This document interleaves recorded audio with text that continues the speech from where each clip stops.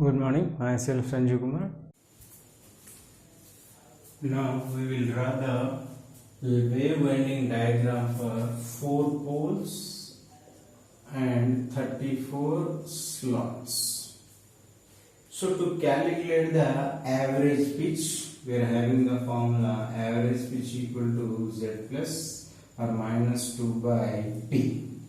So these two, we are assuming two dummy coils are there. So YA is equal to 34 plus or minus 2 by 4. So you may get 9 or 8. Average pitch is equal to 9 or 8, and which is also equal to your back pitch and also front pitch, which is given by 9. So I am taking 9, it is an odd number. So it is easily drawn this winding. Now back pitch is 9, front pitch is 9, and also average pitch is 9. So let us start the winding for 34 slots and 4 poles. Now you draw the 34 conductors, and I given a numbering. So all the odd conductors 1, 3, 5, 7 indicated in the top of this winding diagram, and all even numbers is shown in the bottom. Now this is the back end connection and this is the front end connection. So that means this one number is going to back side connection with adding the back pitch YB9, and this side front end by adding the 9, again you are getting the front end connections. Now we will start the winding diagram for wave winding. So first conductor I am starting with the 1. So as per your winding table also, 1 plus 9 you are getting the 10th conductor. Why? Back pitch is 9, so 1 plus 9 you are getting the 10th conductor. And again front end connection, 10 plus 9 19. So this is the front end connection, 10 plus 9 19, again 19 plus 9 28. This is again back end connection, 28 plus 9 37. So 37 conductor. These are only 34 conductors. So what about 37 conductors? So after 34, 35 with the first conductor, 36 with the second one, and 37 with the third conductor. Now this third conductor is coming from 28, and this is the front end connection. So simply I shift this into this side, so you can see the third conductor. So it is coming from 28 and it is connected in front end, that is bottom side. So it is connected to third conductor. So this conductor is given 28 plus 9 37, but 37 is equal to third number. So third number connection is given from 28, and this is the front end, that is bottom portion. So again from third, 3 plus 9 12, 12 plus 9 21, 21 plus 9 30, 30 plus 9 39. So 39 is nothing but, you can also write here 38 is 4, 39 number is 5. So I given a number 5, and again this is the front end connection. So simply I shift this into this side, so you are getting a fifth conductor for 30 number. So this is 30 and this is a conductor coming from 30, both the front end connections. So you start again from fifth number, 5 plus 9 14, 14 plus 9 23, 23 plus 9 32, 32 plus 9 41. Again 41 number is 7. After 34 you again start the counting from 1 2 3 4. So like that 41 we are getting the 7, and again this is front end connection. You go to the 7th conductor, so you can see here 32nd. So 32 plus 9 41. So 32 plus 9 41. 41 is nothing but number 7. So again 7 plus 9 back pitch, 16 front pitch plus 9 25, 25 plus 9 34, and this is the final conductor 34 plus 9. So this is the front end connection is going to be 9. So again I have shifted into the left side, that is 34 is connected to 9th one. So again back with 9 plus 9, 18, 18 plus 9, 27, 20 plus 9, 36. So 27 plus 9, 36 means 36 is the number 2. Now you see here, after the front end connection, so back end connection is also crossing the 34th conductor. So if it crosses the 34th conductor, 36 means the second, and this is a back end connection. So similar to front end connection, you also move to the left side where your conductor number 2 is there. So where is the conductor number 2? 1, 2. So 2 is connected for 27. That means this conductor is coming from 27th conductor at the back end connection. So 27, and this is the number 2. So you start the connection from back to front. So 2 plus 9, which is equal to 11. Why? This is the front end connection. So 2 plus YF. YF is equal to 9. 2 plus 9, 11. 11 plus 9, 20. You see here 11 plus 9, 20. 20 plus 9, 29. 29 plus 9, 38. So 38 is nothing but 4. So I am drawing the 4. And again this is the back end connection. So again you go for 4th conductor and you write from where it is coming. It is coming from the 29th conductor and back end connection. Again you start here 4 plus 9, 4 plus 9, 13, 13 plus 9, 22, 22 plus 9, 31, 31 plus 9, 40. 40 is nothing but 6th one. You can also write here 40 is nothing but 6th. And again this is back end connection. So your 6th conductor is coming from 31 conductor. Again 6 plus 9, 15, 15 plus 9, 24, 24 plus 9, 33, 33 plus 9, 42. So 42 is nothing but number 8 conductor. And again this is back end connection. So your 8th conductor is coming from 33rd. 33rd conductor, which is the last but one conductor.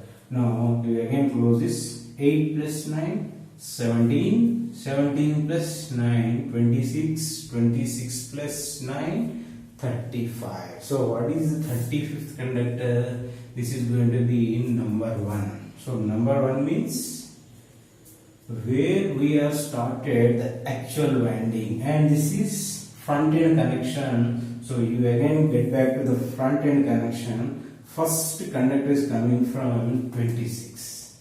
Now it started from 1 plus 9, 10, and it is get back from 26 to 1. So all the conductors are connected like a progressive winding. Nothing but the winding is advances, so that's why it is called as the wave winding. It is progress into the next one. So you can see here 1 plus 9, 10, 10 plus 9, 19. So 19 is under S pole, 10 is under, 19 is under N pole, 10 is under S pole, and 19 plus 9, 28 under S pole. So irrespective of the poles, this wave winding progresses. So that's why it is called as the wave winding. And after completion of your winding, you can draw the commutator segments. We know that for single layer winding, commutator segments are required number of commutator segments are half of the value of your slots. So how many slots are there? 34 slots. So you require 34 by 2. It is nothing but 17 commutator segments. Now you can select your commutator segments. So I started from here. 1, 2, 3, 4, 5, 6, 7 up to 17 numbers. Why? Half of the number of slots. And I connected the positive terminal at commutator 1 segment and 9, 10 segments. And negative terminal is connected for number 5 and between 14 and 15. So I can close the positive terminal and I can close the negative terminal. Then what is the direction of currents, and how many number of conductors are shared by north pole, and how many conductors are shared by south pole, and how many number of conductors are and left alone. That means they are not influenced by any. So you can see here 1 to 8 we are allotted for North Pole, and I leave the conductor number 9, and again from 10 to 17 under the S pole, and again from 18 to 25 these are under the North Pole. Again I left the one conductor number 26, and again I connected the South Pole. So two conductors 9 and 26 conductors are not influenced by any pole, but the direction of current you can see here 1 to 8 and also 9 are downward direction, and the 26 now whatever the 10 to 17 number of conductors current is upward direction, and again from 18 to 25th the current is downward direction, and including 26 to 34 this current is going upward direction. So one of the current is entering and one of the current is leaving. We know that as per Fleming's right hand rule you can place your thumb like this, so we can get the induced current directions. Now by drawing all these we can develop the wave winding with 4 poles and 34 slots. So this is a simple wave winding diagram. It is a simplex wave single layer winding which consists of number of parallel paths are always equal to 2. So that's why you require only 2 numbers of brushes for your wave winding. We are going to discuss comparison between lap and wave windings. So we already discussed the lap and wave windings are different in construction. Lap winding is started from one coil and again into the other coil and again overlap with the same coil with another end conductor. But wave winding is a progressive winding which is moving irrespective of the poles. So there is a difference between lap and wave winding in terms of electrical parameters and also construction parameters. So let us see how the lap and wave windings are different. And the first point is number of parallel paths in lap winding is equal to number of poles. So if number of parallel paths, suppose where Z is the number of conductors, if Z is the number of conductors, if P is the number of poles. So your number of conductors are divided into number of poles. That is, all the conductors are shared by this number of poles. Suppose if Z is equal to 48 and P is equal to 4, so the number of parallel paths are also 4. So you can share 48 conductors into 4 parallel paths. So 48 by 4 nothing but 2. So first parallel path will, second, third and fourth. So the number of parallel paths are equal to number of poles and the conductors are also shared according to the number of parallel paths. But in wave winding, the number of parallel paths are always 2 numbers. Whatever is the number of conductors, always the number of parallel paths are 2. In same example, you can see that if Z is equal to 48, you should have only 2 parallel paths. If you are having a 2 parallel paths, so how many conductors you are getting for each parallel path? So 24 and 24. You see here, each parallel path you are having a 24 conductors, but in lap winding you are having only 12. So this is the main difference in terms of parallel paths. And second one is number of brushes equal to number of poles. If your number of poles are 4, the number of brushes are also 4. But whereas in wave winding, number of brushes are always 2. So similarly, your number of parallel paths and your brushes are also equal to number of poles in your lap winding, and number of brushes are always 2 numbers in your wave winding. And next, third one is high currents and low voltages are generated whereas high voltage and low currents are generated in wavelength. So what is the reason for this? You see the number of parallel paths are increases. If number of parallel paths are increases, what happens? So number of parallel branches increases. If parallel branches increases, the current is going to increase. Whatever the current coming from the armature is going to increases. Whereas in your wave winding, you are having only two parallel paths, but each parallel path having huge number of conductors. You can see this example. We are having 24 conductors. 24 conductors, each are connected in series, so that the induced EMF to each conductor is going to be added, so that induced EMF is going to increase. So that's why your wave winding generates a high voltage, but current is low. Why you are having only two parallel paths? The current is divided into two parallel. But in lap winding, you are having number of parallel paths which are equal to poles. So your current is dividing between these number of parallel paths, so current increases. But whatever voltage, you are having only 12 conductors. So 12 conductors are connected in series. So the induced EMF is less than 24 microns. So that's why these are used for high currents and these are used for high voltage. Lap winding used for high currents and wave winding used for high voltage. Next, the resultant formula for lap winding is YB minus YF. Resultant, right? Back EMF you are measuring from one coil to neighboring coil starting end, and wherever from which is one coil to second coil of the neighboring coil of the first one of the neighboring coil. So resultant, which is always less YB minus YF.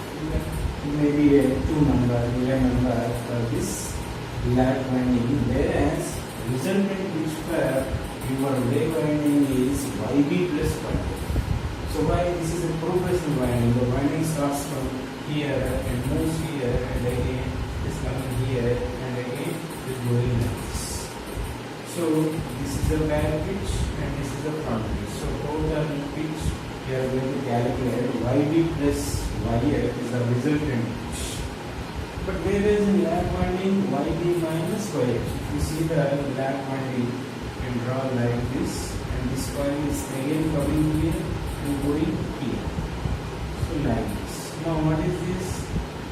So this is your YB and this is your YF. So YB is always greater than YF. So what is the resultant pitch?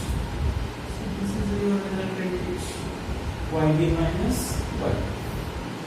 So resultant pitch in your lap winding is less than resultant pitch in wave winding. And the final one is average pitch formula. So average pitch is given by YB plus YF by 2. You see the lap winding here, YB plus YF by 2, whereas the average pitch is independent of your back pitch and front pitch z plus or minus 2 by 3. So this is a very important factor while you are trying the wave winding, whereas in average pitch is in terms of your back EMF on front pitch is given in your lap winding, but you can calculate back pitch and front pitch by using pole pitch. So what is the pole pitch formula? Z by T. By using the plus or minus, you can calculate back pitch and front pitch. But while you are going to wave winding, the average pitch also equal to back pitch and front pitch. And you have to assume the W coils, then you will get the pure increaser, then your average pitch, back pitch and front pitch is calculated very easily. So these are the major differences between lap winding and wave windings in our DC generators. So we can study all these points and clarify. So why your lap windings are used for high currents and wave windings are for high low voltage. Here we are going to discuss what is the types of DC generators. So DC generators basically two types. One is separately excited generators and another one is self-excited generators. And in self-excited generators, we are having the other three types. Those are shunt generators, series generators, and compound generators. Again, in compound generators, we are having short shunt compound generator and long shunt compound generator. So first, what is meant by self-excited generator and what is meant by separately excited generator and self-excited generator. So if you see the DC generator, we are having a one field winding. This is called as field winding, and one armature is there. So this is called as armature. Now one field winding and one armature. So if these two are connected to form a DC generator, if field winding is connected separately to supply, and this generator induces the EMF. So this type of generator, we can call it as a separately excited. This generator induces the EMF when this field winding is excited separately. So this winding is connected to external supply. It is not the supply for a generator. So this type of generators called as separately excited generators. This field winding is connected to external supply. So this field flux cut the armature conductors, then EMF will be induced in this armature conductor, so EMF will be out. But whereas in self-excited generators, this field winding is connected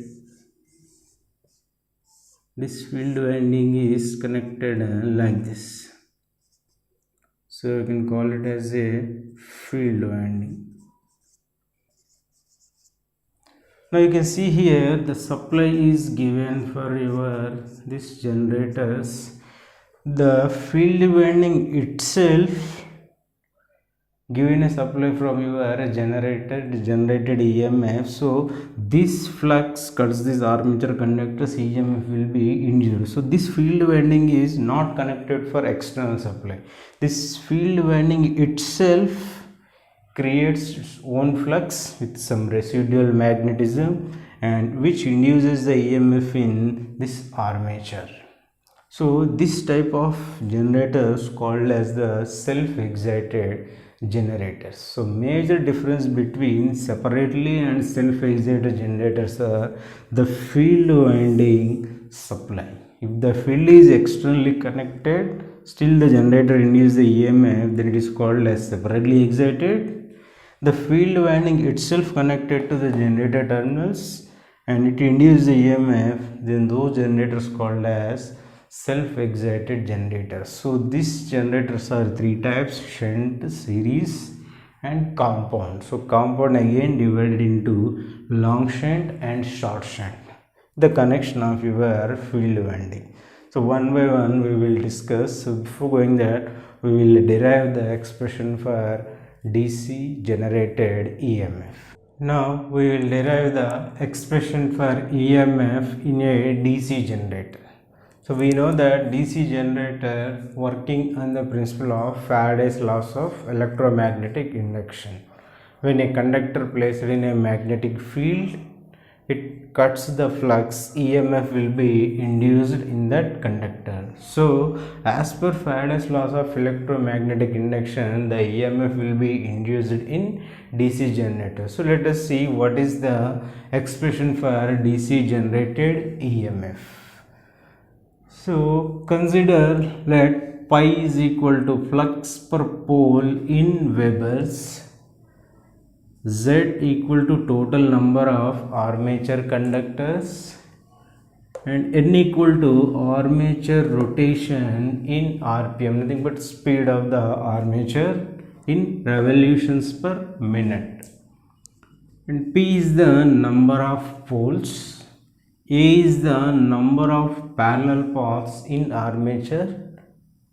E is the EMF induced in any parallel path, any one parallel path. A is the number of parallel paths and E is the EMF induced in any parallel path. So pi is flux per pole, Z is number of armature conductors, N is the RPM speed of the DC generator, P is the number of poles, A is the number of parallel paths, and E is the actually EMF induced in any one path, any one parallel path. Now, according to Faraday's laws of electromagnetic induction, EMF will be indices. So, that is average EMF generated in one conductor is equal to d pi by dt. So, n into d pi by dt. So, I am assuming number of turns equal to 1. So, it is per one conductor, it is equal to d pi by dt. So, what is d pi? Change in flux, nothing but flux cut by dt is nothing but time taken. And what is the units of generated EMF? Volts. So flux cutting action divided by time taken for the flux cutting action, so that the flux is going to change. Next, flux cut per conductor in one revolution. So while this flux is cutting, your conductor starts rotating, so that flux cut per conductor in one revolution d pi is equal to flux into poles. So how many number of poles it is going to cross multiplied by what is the flux per pole. So we know that flux is pi is flux per pole multiplied by pole, so you will get total flux in terms of Webers. Now this is the total flux. Next, number of revolutions per second. This flux cutting action, your armature starts rotating. How many revolutions per each second is given by n by 60. We know that n is already is in RPM. Now again I am dividing with 60. So the number of revolutions per second is equal to n by 60. But time taken for one revolution is nothing but dt. So what is dt? Change in time. So your armature conductor is rotating. Your armature is rotating. How much time is taken? So one instant to other instant. So that is time taken for one revolution dt is equal to 60 by n seconds. So this is in terms of seconds. This is in terms of revolutions per second. Now how many revolutions you made in 1 second is equal to 60 by n. So this is actually RPS, can give it as a RPS. This is actually an RPM. Now initially I am converting into RPS, revolutions per second, but in one time taken for one revolution is equal to 60 by n. This is nothing but dt. Now we are getting d pi and we are getting dt. So substitute d pi by dt in your generated EMF per conductor equation. So what is that equation? D pi by dt is equal to average EMF generated in conductor. So average EMF generated per conductor is equal to d pi by dt. D pi is nothing but pi p and dt is nothing but 60 by n. So what you will get? Pi into p into n by 60 volts. This is for only one conductor and one parallel path. But what is the total EMF generated? We have to consider all the conductors and how many number of parallel paths are there. How many number of conductors for each parallel path is there. So that is given by total EMF generated is equal to average EMF per conductor multiplied by total number of conductors in each parallel path. So average EMF per conductor multiplied by total conductors. So you will get total induced EMF, that is nothing but total EMF generated is equal to pi pn by 60 into Z by A. So what is this Z by A? Z by A is nothing but total number of conductors in each parallel path. So where Z is the total number of conductors and what is A? A is the number of parallel paths in armature. We know that number of conductors are divided into different parallel paths. If it is a wave winding, 2 parallel paths. If it is a lap winding, equal to number of poles. So which is equal to Z by A. Now substitute average EMF per conductor and total number of conductors in each parallel path Z by A. So substituting this, we will get E is equal to pi Pn by 60 into Z by A, pi Zn P by 60A. Now this pi Z by n into by 60 into P by A. Now we will take the relation. What is it? Where A is equal to 2, number of parallel paths are always 2 for wave winding, and number of parallel paths always equal to number of poles in lap winding. So finally, what is the generated EMF in DC generator? Pi into Z into N into P by 60 into A. So this is the expression for DC generated EMF.